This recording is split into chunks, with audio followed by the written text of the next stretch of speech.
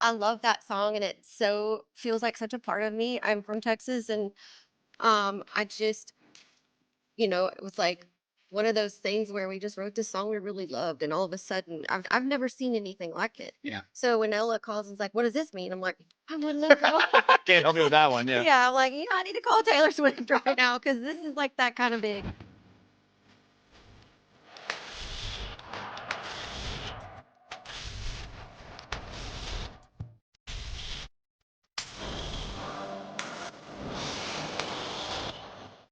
I think it's 2010. Okay. I started in 2005, like, with my record deal. I got a record deal. But I'd been playing bars for 3 years before that. So I've just been kind of at it a while, and I'm glad because I got my grit and my chops honed a little more. Sure. But 2010 felt like a transition year for me. I think it's because I had a number one by that time. Finally, my first number one on my third record, and I think it didn't it didn't really click fully until like that really Okay. I don't know, that really kind of helped raise the bar for me at radio, especially because I had struggled at radio up to that point because I was putting out stuff like kerosene and gunpowder and lead, a little left They were a little bit of a shift a from what little was going bit, on in radio yeah, at a the little time. bit Yeah. of a shift show, if you will. And so White Liar go number one was Sure. really like a kind of a stake in the ground. I knew when I was making that record that something needed to happen because I was chugging along pretty great, and I had sold a million copies of Kerosene and then of Crazy Ex-Girlfriend, which is awesome and Yeah. a big deal. But I hadn't had radio success yet, and I hadn't like really stepped into my headlining. Like I needed to take it up a notch, and Revolution was that record for me.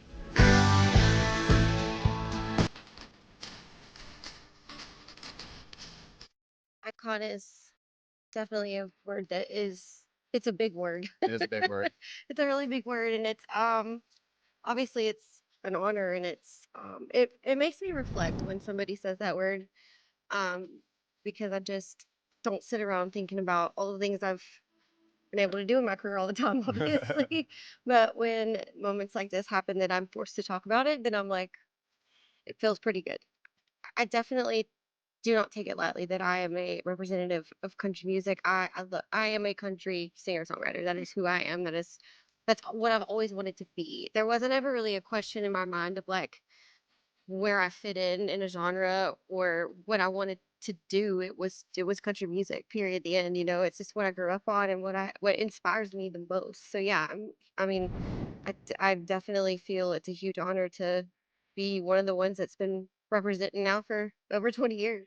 I feel like there's been milestones over the years that have been like, okay, I feel like I've made it now. And then time will tick on and something else will happen. And I mean, one of the biggest things that stands out to me is I got to sing for Merle Haggard when he got inducted into the Kennedy Center Honors.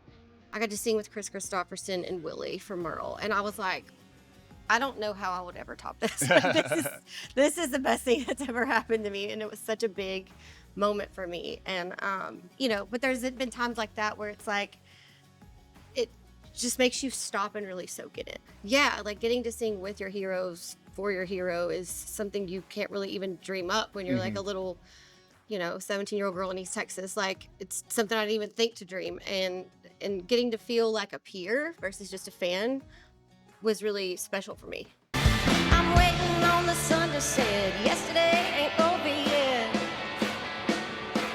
Yeah, I think anytime that I was nominated for awards was very helpful and validating and an honor and humbling and all of that at the same time.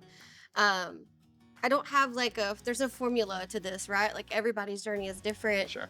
So there's no handbook you can look at. Be like, what should I do next? And where do we go from here? You got to draw your own map. Right. At least that's what I felt like I had to do for my career. And,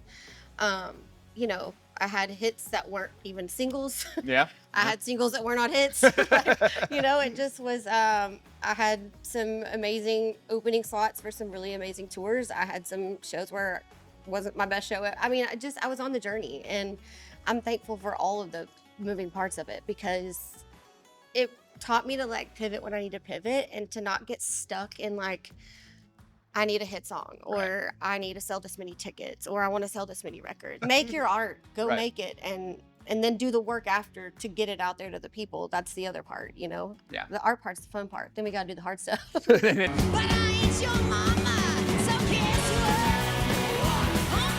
You can't ride in my little red wagon. I never wanted to stray from country, but I definitely have a lot of rock influence, especially my earlier records, especially with like Wild Card. I made with Jay Joyce. It's very There's Jay many songs Joyce. on there. Yeah. Yeah, and I feel like that's always been part of who I was an artist because that's such an influence on me, like Leonard Skinner and Credence, and I really took like being authentic, my real true self. Like I love to like evolve and learn Sure. and try new things. But at the end of the day, I'm a country artist, and like that was non-negotiable for me. Still is.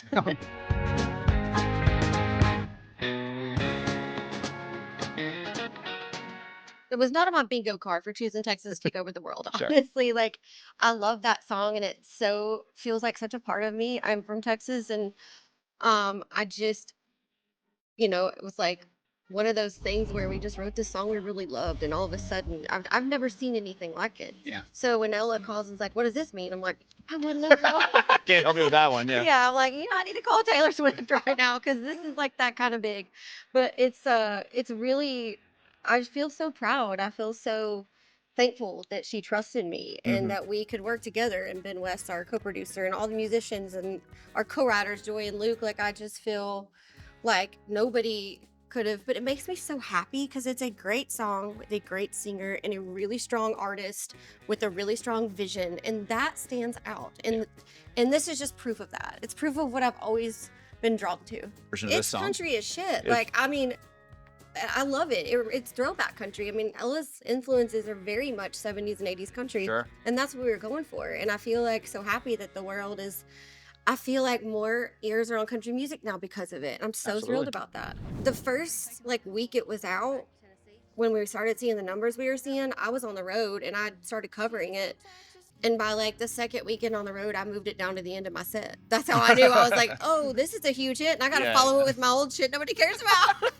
I wouldn't say that exactly, but yeah, sure. I'm sure Yeah, that but song it got a was like pop. one of those moments where I'm like, oh, this is a thing now. Yeah. Like, so it's really fun to do too. It's fun to have my own version of it out there and watch people of all ages like sing to this song like they've known it their entire life, and it's new. You know what I mean? So it's Yeah, it's instantly classic. It's one of the, yeah, I was about to say that. It's an instant classic, and that never happens. Ella was she was like Miss Director on the set. She was like running the show, and I loved watching that because she just really knows who she is. She's on such a mission, and she's very confident in her art and who she is. And watching her, be on the backside of the camera, watching the monitor and directing was really, really cool. Like I felt like a proud big sister.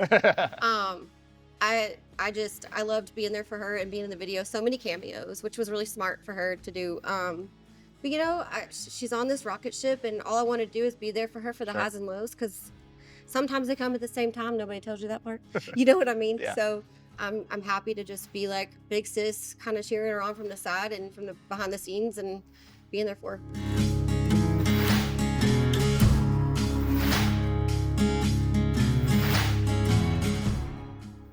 I think it became more of an interest to me to be a producer because I had started sort of taking a bigger role in my own records. Sure. And the first couple, I didn't really know what was going on. I didn't write a record before, but then as I kept making records, I felt like I was a co-producer. So why not really dig in? And it's not even just about a title, but it's about a teamwork thing that we can do in here, And but honestly, having had the last couple records of my own that I'm as listed as a co-producer, but I've never had a record in the world that I was just a co-producer, not the artist. You know what I mean? Right, So yeah. Dandelion this week has been pretty cool feeling. I was texting John Randall, my best friend and Sure. co-producer, like I've never known the feeling that this is before. Just having a beautiful masterpiece in the world that I got to have a hand in doing that doesn't say my name on the front. It's really a crazy feeling, and I love it. Forget your high society, I'm soaking it in kerosene.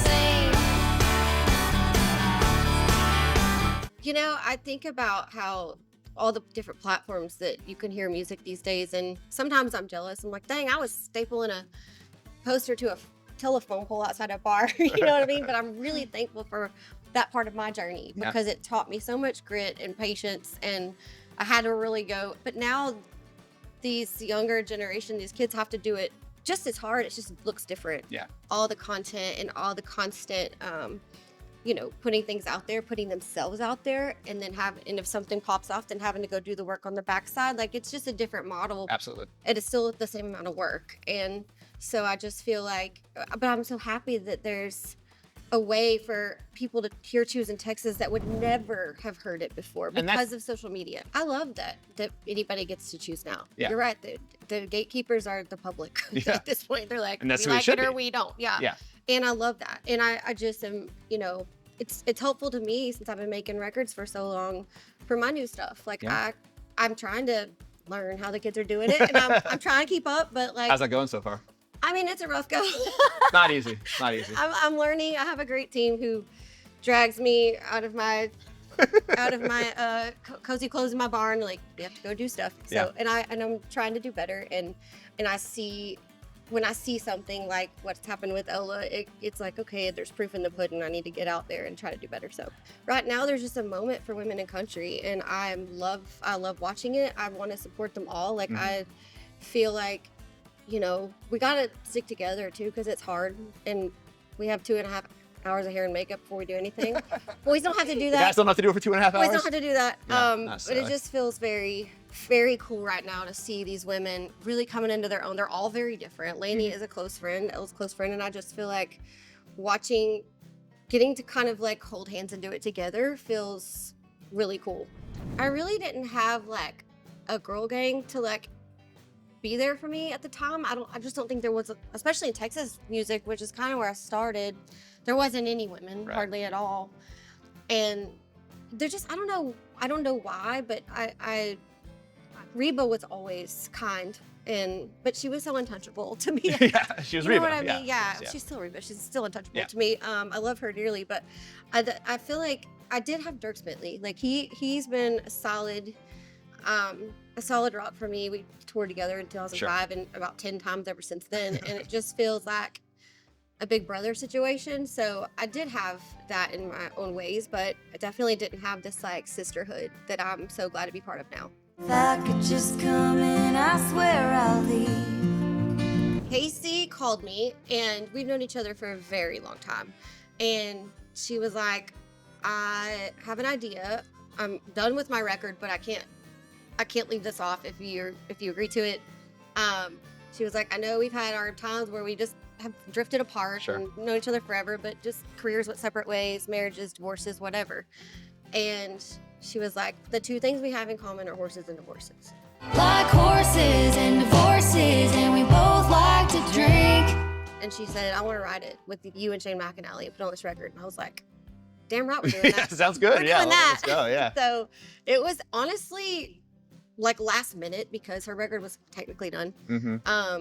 But I love that she reached out, and that, you know, I've been seeing like social media and stuff of her riding horses too, and I'm really, really back into it now as well at the same time. And we both got divorced, and I just feel like, you know, it was a song that needed to be in the world by these two people, and it was sort of like it bridged a gap. That if we had a gap, that was the bridge of this song. And Shane McAnally is like, One of the all-time it's greats, Shane, of course, yeah. yes, that we're obsessed with. Yeah. And this has been his dream for like ever. And he will tell you that. He was like, I need y'all to be best friends again, and I need for this song to happen. And so he was like the glue of this song, and it was really fun. All three of us were in different places, so we had to like really work on getting together to write this song. But I'm excited to do it live. Like, that's gonna be the most fun of it all. It's very like has a Willie and Waylon vibe to me. I think it's important. It's like, no, we weren't best friends. No, there was some whatever there was. We don't even know now. We talk about it. We're like, I don't know if there was weirdness, and we don't know why. But it doesn't matter. It's whiskey under the bridge, as we say in the song. Like horses and the horses, and we both like to drink. You know, this is my 20th ACM, and I'm upper 8, like hanging in like a hair in a biscuit, as they say in the South. Like, I just feel like it's, you know, it's really special. I love getting nominated with friends because of a collaboration with my co-writers and producer friends and musicians, and like it's more fun to celebrate together. So I didn't think about it till you said that, but I'm happy. Like I Stapleton and Ella Yeah. and all the songwriters, and it's like Jesse Frazier's one of my best friends who wrote Song to Sing with us. So like, how much more fun will Vegas be this year because we get to do it together? I think just try new things. I mean, musically stretching myself. I love Marfa tape, so hopefully another one of those. And Hope so. maybe digging a little deeper into influences and putting some things on tape that aren't the same things I've already done. Mm-hmm. Either way, it'll be country, but I'm kind of open. I'm at this place where I really set a ton of goals when I started. Like you just told me, I said one to someone, I want a 50-year career, and I reached almost all the ones I set early. So then I set another set of goals, and the best problem in the world to have is that you reach them and then now what? And I think where I'm at right now is that I just want to be open Okay. and kind of let the universe bring to me what's supposed to happen, because I just want to be open-minded and kind of sit here and go, it's kind of how I find all my rescue dogs. Like, all right, who are you? Who's supposed to be here right now? And just feel like let the world tell me the direction I'm supposed to go rather than like being so set on something. Because I think that's why I got here, is because I was like this, but now I'm like, what are y'all doing? What are we? Let's create something together. Yeah.